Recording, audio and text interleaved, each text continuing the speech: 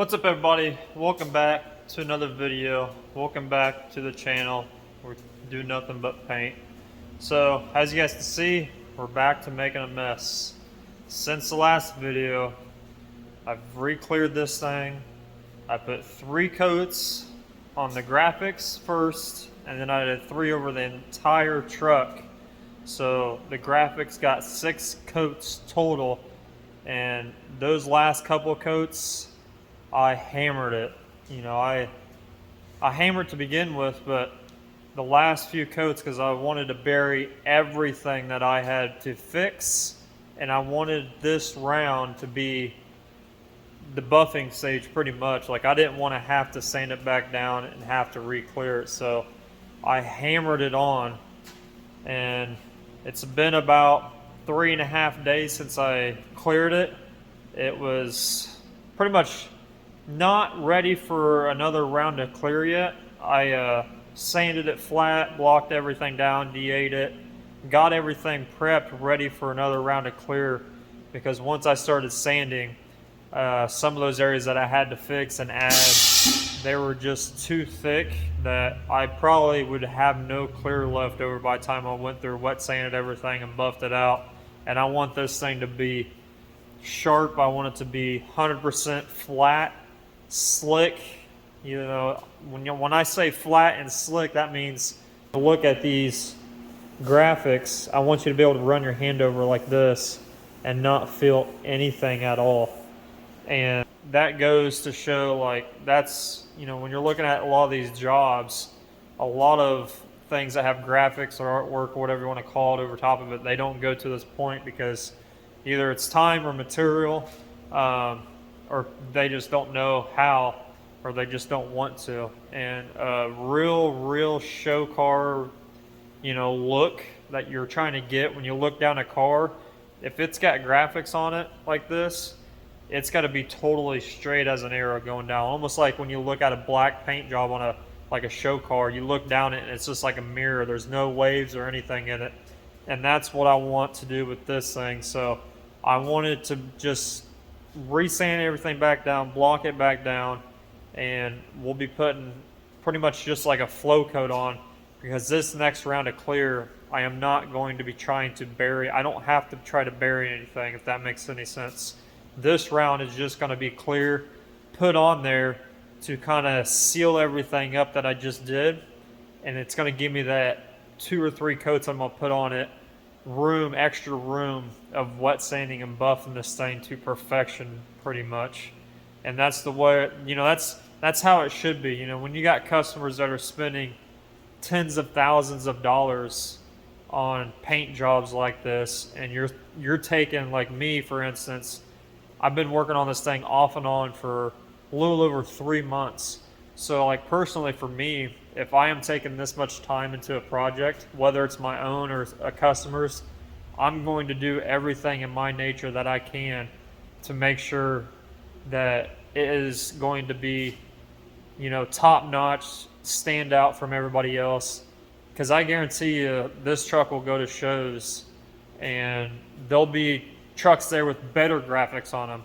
Guarantee there's going to be something that's always going to be better. There's going to be something that's just a little bit more better than what you did, but there's going to be trucks there with graphics on them. There's going to be some that are done right. There's going to be some that are just kind of stopped at some point to where they didn't want to spend extra time or materials on it and give it that extra 4 or 5 coats that needed of clear to bury everything. And you're going to be able to look down those cars and you're going to see those lines.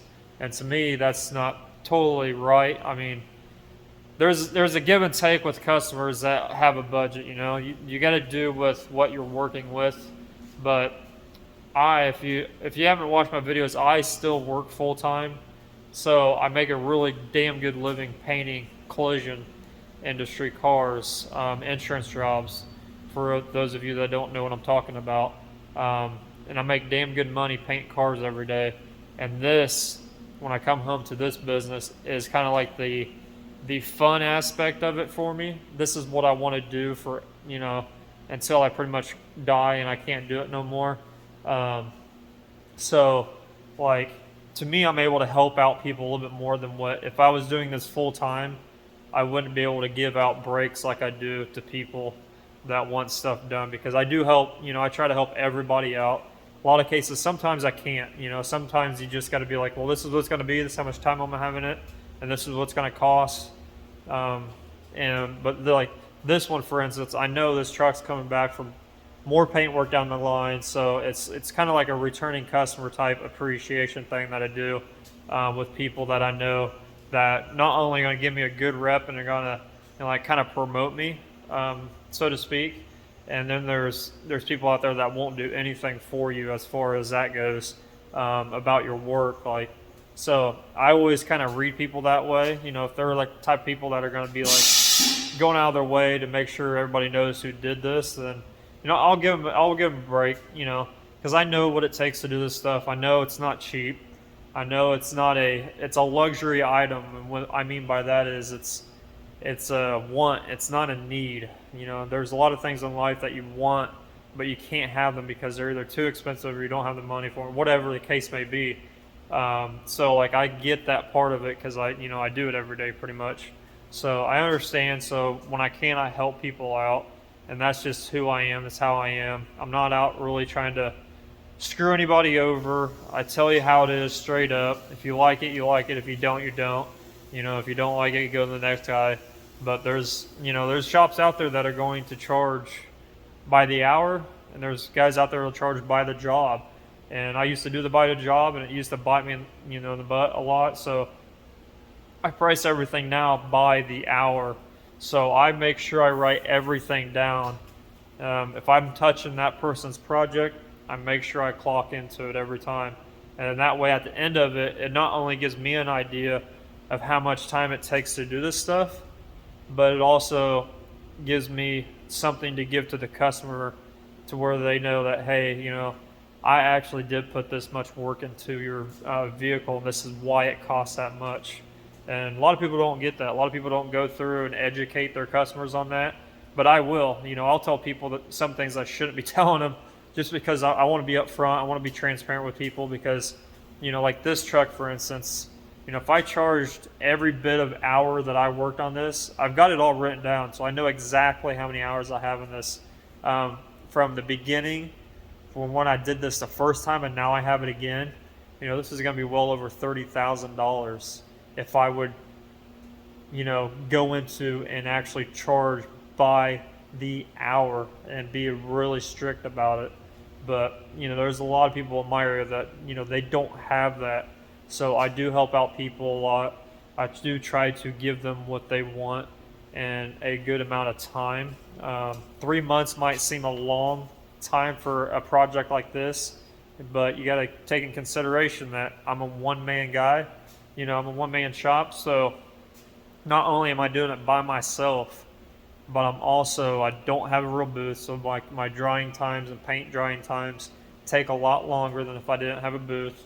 And the other part is that I work full-time still, so I still work that 8 to 5 mentality every day. Then I come out here after work, and I come out here and put in hours when I can. So yeah, that's just, some people don't get that, but that's kind of why I want to explain this to you guys that are the customer, not the person that's doing the work, because there are people out there watching that are wanting something like this done that just don't know, that need to be educated. So yeah, that's why I want to kind of explain everything to you guys and make sure you guys know exactly, because you're paying more for your labor than your materials, and that's just nature of the beast. We're getting into like the show car scene, or doing anything with the car for that matter. You're paying for somebody's time. Sometimes the parts and the materials and stuff like that do cost a lot of money. And on this truck, like I've got probably, between everything I've done this truck, I've probably got $4,500 to $5,000 worth of paint on this truck. And that in itself is probably a lot just to 80 to 85% of the people that might watch this, or that might not know anything about this. That is like a brand. That's like going out and buying a whole car. In my area, where I live, people are like, oh, I can buy a whole different car for that. I was like, I get it, You know, it's not for everybody, but that's just what it is. You know, that's the name of the game you're playing with this stuff. And there's shops out there, you know, since COVID hit. I talked to a lot of people from around the U.S., especially out there like in the Texas, California area. And ever since COVID hit, price of materials went up a lot. So like a lot of shops that I know that do really, really good work. I was talking to somebody, I forget who it was, but he was telling me that their average restoration job used to be anywhere from 100 to 125 grand. And I'm talking top notch frame off restoration. People, you know, that's what their shop was charging, was 100 to 125 grand. And after COVID, with everything going up, they were well over $200,000 for a frame off restoration job. And you know, to me, that's mind blowing, even to me. But that's just, you know, when you're wanting that top quality work, you know, that's, if you don't know what frame off restoration is, I mean, you're replacing every bolt, every nut, every screw, everything on that car is getting restored back to its original condition or better. So like you're pretty much, the shop is pretty much rebuilding that car all over again, but better than what the factory did. So, I mean, you get what you pay for in this industry is what I'm trying to get at. So, yeah, just want to kind of explain that to you guys. And like I said, I just want this thing to stand out because he does want to, once it's fully finished, he wants to be one of those trucks that will be able to put mirrors underneath of it and put it up on a pedestal and put lights around it. And he wants it to be like a main showpiece, even though he's going to drive it and things like that. But so I want to take the extra amount of time because this was sanding it back down and cleaning it again and cleaning everything, getting it ready for the other round of clear. It's probably anywhere between 6 and 8 hours. So like that might be a lot of time for a lot of people, but for me, I'm already at this point. You know, it's already torn down. It's already ready to be resanded. You got to sand it to buff it anyways, so you might as well just take that extra time, and it might cost another $200-$300 in clear to put another 2 or 3 coats on this thing to the customer, but I guarantee you it's going to look probably 10 times, if not 20 times better than what it did when you cleared it the last time. I don't have any really pictures to show you guys what it looked like besides these doors flipped around here. But like on here, I haven't sanded any of this yet, but you can see when you look down, you can see the lines. They're very, very minimal, but you can fill them. And I am going to eliminate all of that.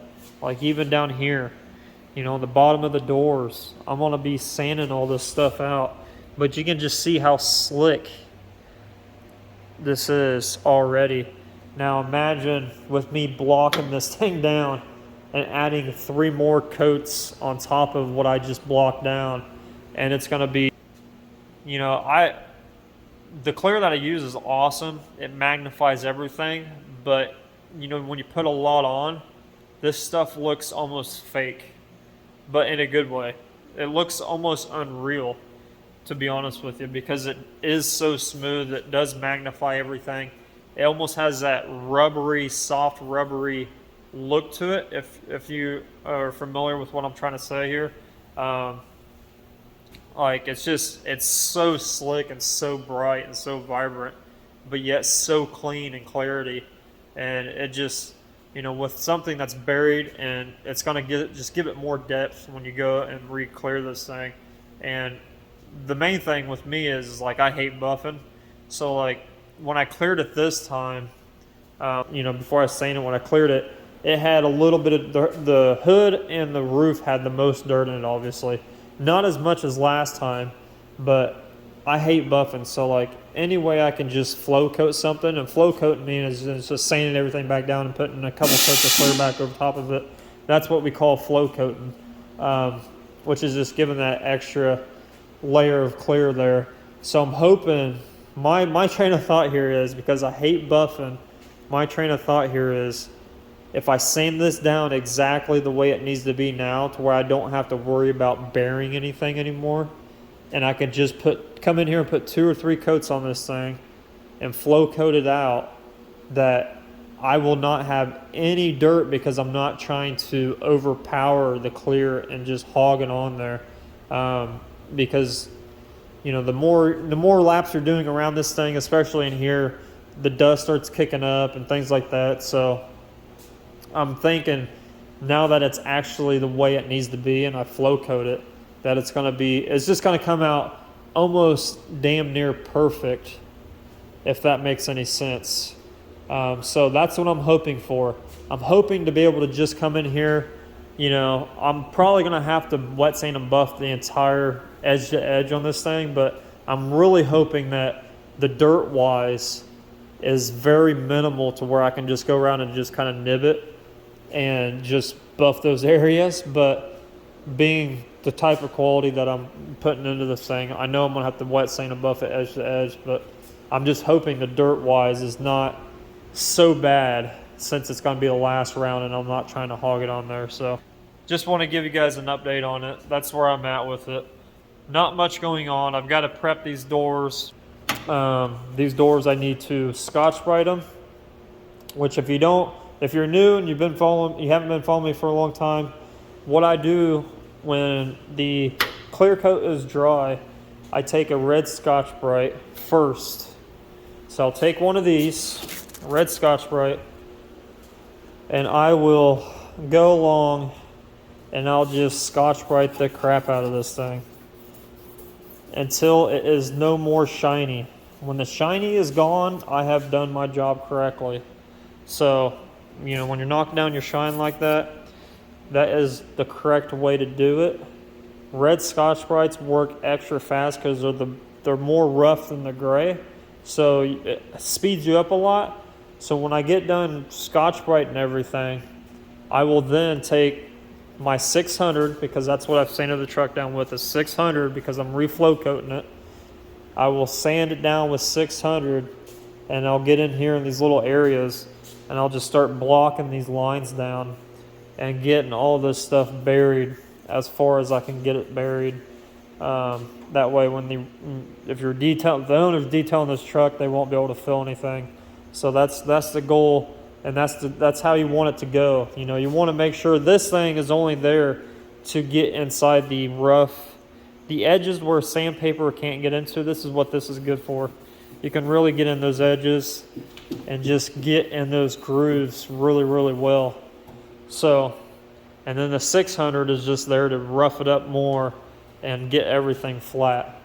So that's what I'm working on today. It is Saturday. The customer is coming tomorrow. I just got myself a splinter or something. He is bringing me something really, really cool, and I'll probably put it in this video if I don't post this tonight.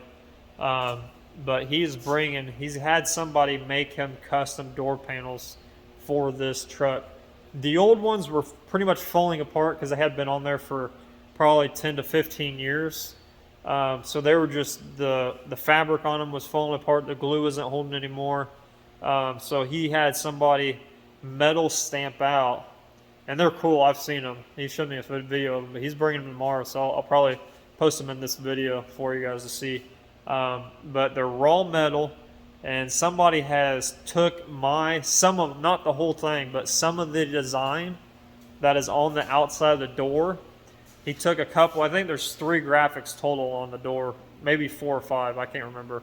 But he took some of that graphic that's on the outside of the door shell and incorporated it and made it 3D and punched it out. I don't know how, he must know somebody that has a machine or something that can metal punch that and 3D CAD it and all that other stuff, because it is actually like a 3D print of the metal being actually pressed out. So it's really, really cool looking. And to be able to incorporate the way he did the graphics, I don't think they're going to line up to the door. When you put it on here, it's going to cover all this, right? I don't think it's going to line up perfectly with this, because I don't think that's the way they did it. It's just going to be a cool thing that I've got to actually paint just like I did the truck. So those will get painted. So that will be, you'll see it no matter what.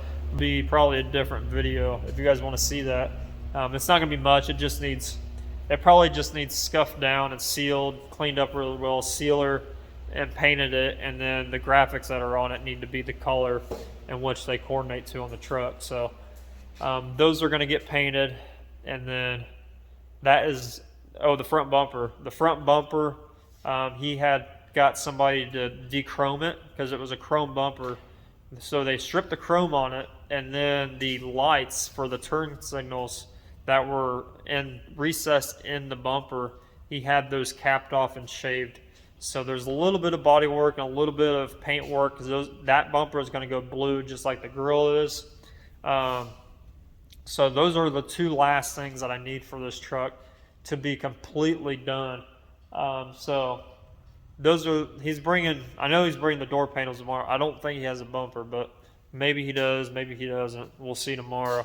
And other things I was going to show you guys is this cowl panel. I've got it 100% cleared, smooth. It's not wet sanded or buffed yet, but it's damn near almost stickable on the truck. It came out so well. There's a couple pieces of dirt in it. Other than that, I could probably stick this thing on the truck and run it, but I want to wet sand and buff it when I do the truck. And the other thing is the skateboard. I know some of you probably wanted to see this thing, and I finally got it done. So the skateboard is completed. It came out really, really well. It's going to be like kind of like this. I mean, you can kind of probably put it like this too, but it looks killer. So that is pretty much almost done. I've got to sand this back down, and I've got to pinstripe this because I forgot. That's my fault. But I need to sand it back down, pinstripe it, and then flow coat it. And then I'm thinking about running a pinstripe, like a pink, not like this color, but like a brighter pink pinstripe around the edge before I clear it again. So that's what I'm working on. So I'm going to get to prepping these doors, get them all sanded flat, and then I will pick this back up probably when he shows up with those door panels. So you guys will probably see him in this video.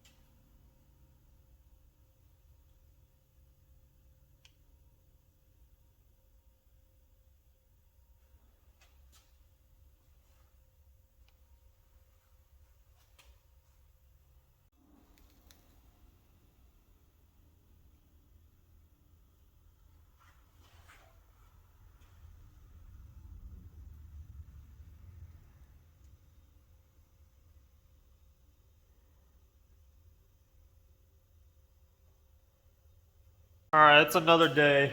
It's the next day. I spent majority yesterday getting everything finalized as far as the prepping and sanding and blocking to make sure everything was as flat and smooth as I possibly can get it without burning through. There were some areas, like I said, that I had to re-pinstripe. So those were the areas that if they were going to break through, they would break through, and nothing broke through, which is really awesome. So I want to show you guys what everything looks like. I haven't cleaned anything off.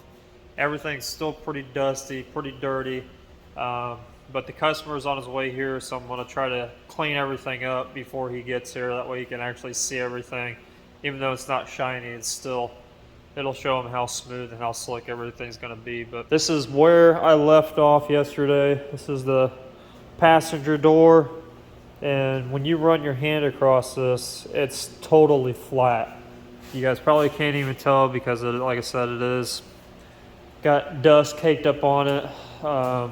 I spent a good amount of probably between the two doors, that door and that door, inside and out, I probably got 2 hours in them of prepping.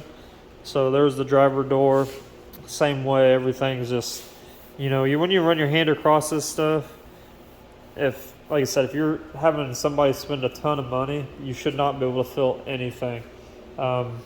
So that's just me though. That's how I like things. And then obviously I went around. I had a pretty major run here, so I had to get that out. But I was going to show you guys, if you're interested in finding out how to get runs out of clear coats. So what you need is I always use a razor blade. A lot of people are scared to use razor blades because I don't know why, they're just afraid. But if you have a very brand new razor blade and the clear coat is pretty much dry, you can scrape this along the edge like so at an angle and just start chipping and sanding and kind of just edging away at that high spot, which would be the run, right? So you just want to make sure that it's at an angle and you're kind of just very almost like nails on a chalkboard type motion. Once you get the right angle, you'll start seeing buildup of clear on your razor blade, and that means you are doing it right. It takes a little bit of practice and also very much on how much clear you put on. If you don't put a lot of clear on and you ran it, you're probably not going to be able to get that run out without burning through. So, but with this, I had an extreme amount of clear on it. You're talking 6 coats of buildup clear. So getting runs out of this stuff is very easy because there's just so much built up right there. So when you run it, it just has that extra clear that you put on that you didn't want to put on there that's there. Like we got right here, actually, I could probably show you guys. But on this back cab right here, it's got a little bit of a run. So you just want to drag it across and you can see it just start pulling. And you want to pay attention where that blade's hitting on that run. Sometimes, depending if the panel's flat or not, it's not picking up on that run. So you really want to make sure that everywhere you're hitting is on that high spot where that run is. And then you just keep going. And depending on how thick your run is or your sag in the clear, depends how long you're going to be sitting there. Like right now, it is pretty much to the point where I could take a block and block it down if I really wanted to. But I'm going to go just a little bit more here.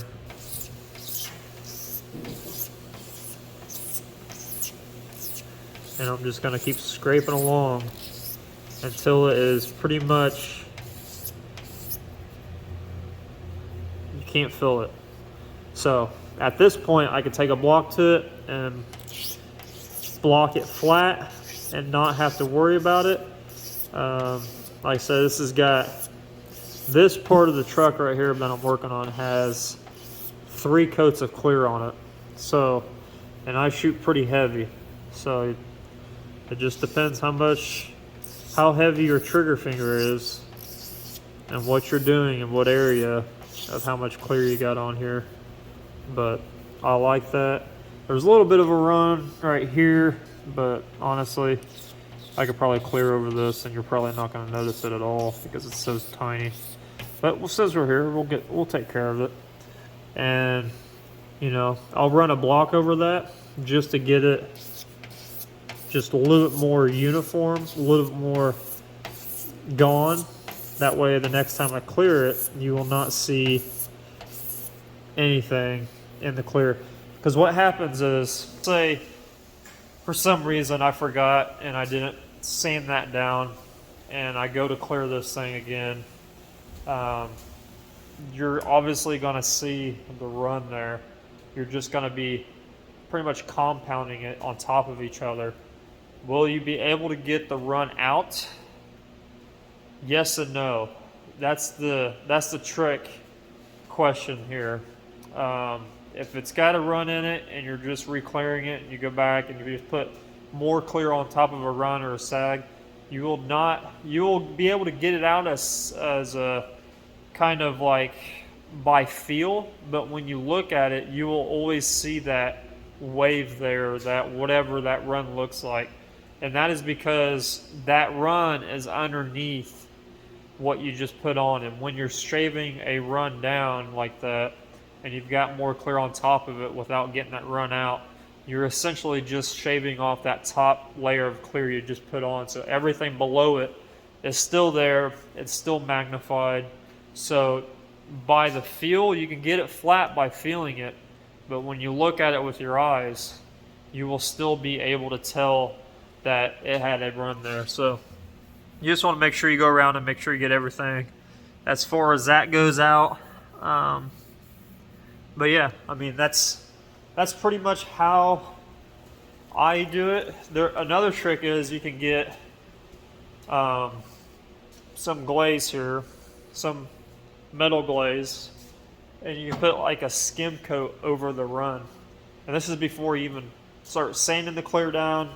Let's say you just got done baking it or it's been sitting for a few days and you're ready to get that run out and it's fully dry almost. Put a skim coat of putty glaze over it, let it dry, then take some, 600, 800 or whatever, or you can do wet sand. A lot of people like to do wet sand because a lot of people wet sand when they buff stuff. So you could take a block and just start sanding that body glaze down.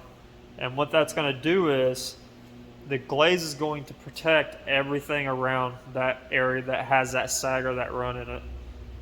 So when you get down, when you're starting to sand that glaze and you're getting down to the point of where the run's sticking out, you're going to be essentially covering everything around there with that glaze.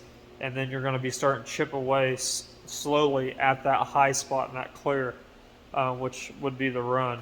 So, and by the time every bit of that glaze is sanded off, you know that it's 100% flat because that glaze has protected everything around it. So that's another trick in the industry of how to get runs out. If you got like a really gnarly one that's really, really thick, obviously you want to let it sit for extra long than what you would anything else because it's a lot of clear in that area. But you can put glaze over it and take like some 400 or 600, 800 to it, all the way up to your wet sandpaper and get it out. Just a little trick.